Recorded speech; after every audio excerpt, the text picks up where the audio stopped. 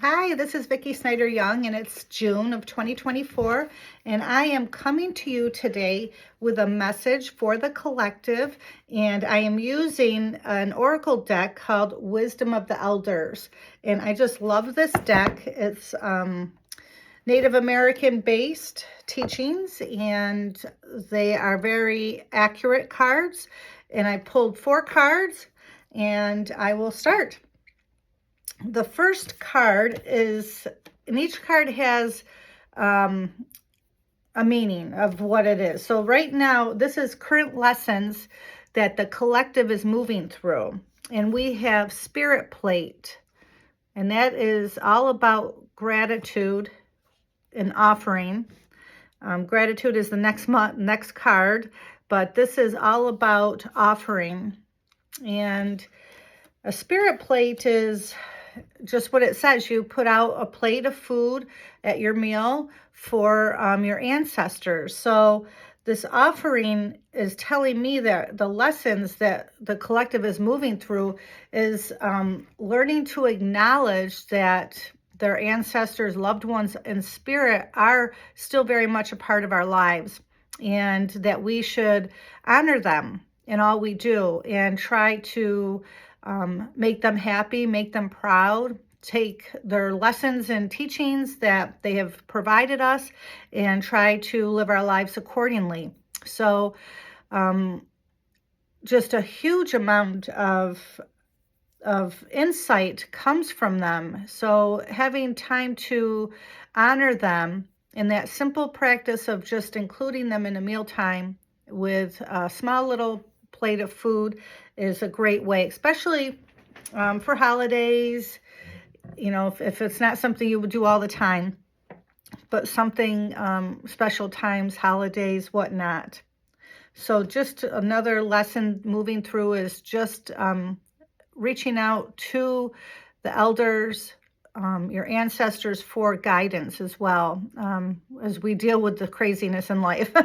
They have a different view of it and a different perspective. So letting them help us and guide us is an awesome thing that we can do to still be connected to them.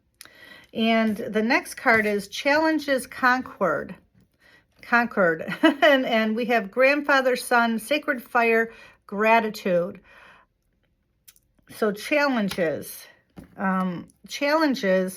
that we have conquered, I can't say that word, conquered, is coming to that place of gratitude. So when we are in that place of gratitude, that state of gratitude, even for those issues or situations in our life that are lessons, if we can still have gratitude towards them, it changes our whole vibration. And it makes things a little easier to deal with and manage. So standing in that sun and having gratitude for waking up every morning and to be able to face the sunrise, is a great way to start the day. And that is a practice that I try to do every day. Here in Rochester, we don't always have sun, but I will sing to the sun and every morning pray to it and just be grateful and thankful that I'm awake for another day. And the fire and allowing that sun to nourish me, to fill me. And the fire is so important for helping to release those things that aren't serving you. So having gratitude for the ability to release, and just, to me, the collective is learning to have gratitude even for those hard times and hard lessons. And that is something that really should be acknowledged, is that having gratitude and thanking those hard times is not an easy thing to do. And but the collective has conquered it, and it's working towards conquering it. The next card, What's Working Now? And we have wigwam, and that is movement. And a wigwam is like a little kind of a domed dwelling, like a teepee kind of, but it's not pointed.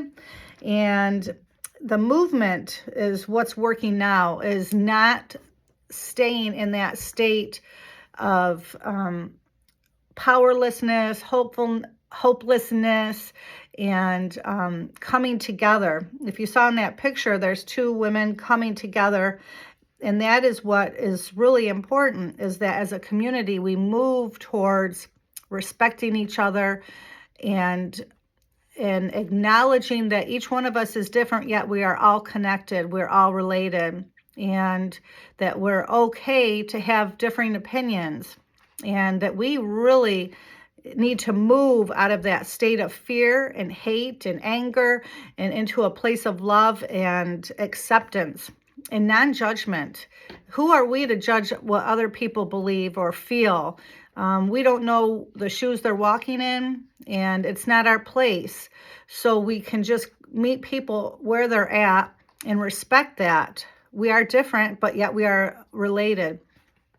And just because you have a differing opinion does not mean that I need to hate you or judge you or discount you, so it's really important that we as a collective move towards that place of love and acknowledge that none of us are perfect. We're all on our own journey, and that we all don't have to think and feel the same way, and that we can be respected for that, and that we can voice our feelings too without fear of being,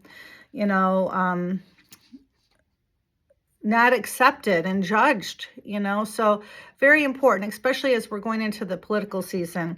I can't tell you how I just stay out of the politics. I don't post anything about it because it's not a place I want to be, and I don't share that with anyone, and I don't really want to hear what other people feel, honestly, because it's a personal preference, and I don't want you to try to change me, and I don't want to try to change you, and it's just going to be a state that is probably not going to be very fun for us empaths and sensitives, is to listen to all the hate. So just turn your TV off, move towards getting out in nature, being with loved ones that accept you and don't judge you, and it's all going to be okay. We will get through it. And the last card I pulled is what's creating resistance?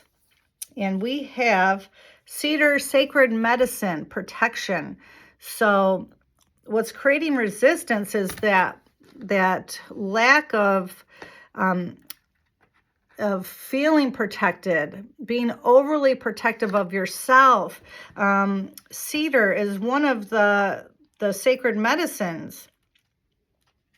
And it's very important that we come to a time when we move towards protecting. What's coming to me is protecting Mother Nature. See the tree in the middle with the heart branches wrapping around it, and Mother Earth. And, it's important that we, again, are protecting our resources, our natural resources, such as trees, such as the waters, all of those things. We are all one. We are all related. That's the biggest premise of Native American teachings, is that Mitakuye, we are all one. We are all connected. So things that we do that affect Mother Nature, cutting down trees, something like that, how it disturbs the whole ecosystem and displaces birds and other things that happen because of that. We need to protect those resources because it is needed. Housing is needed, yes, but I just it's overdoing it. There's so many trees. I see neighbors just ripping trees down just for the heck of it, and the poor birds are being displaced, and all of the animals that take shelter, the shade, all of the leaves, the plants that add to the air. It's like sometimes we need to think about how our actions affect all the little living beings in the world. And well, yes, we do need to clear trees for housing and stuff, but Are we doing it in a respectful manner? Or is it just being done just to do it? Do we really need to clear all the trees, or can we leave some? It's just those kinds of things. We really need to protect our resources, our family. It's our family. So that's resistance, is the world does not necessarily see that those things create that ripple effect for the whole world. And while new housing is great, do we need to clear out every single tree in a tract of land? Or what can we do to save some of the resources? So that is that. That are the cards that I pulled for June. So work on offering for the ancestors, showing gratitude, movement towards love, and protecting our resources. Those are some things that really big topics to focus on in this coming month. So if you'd like more information or a personal reading, I can use these cards, I can use any cards, or I can just connect directly to Spirit. My website is vickysnyder.com. And thank you.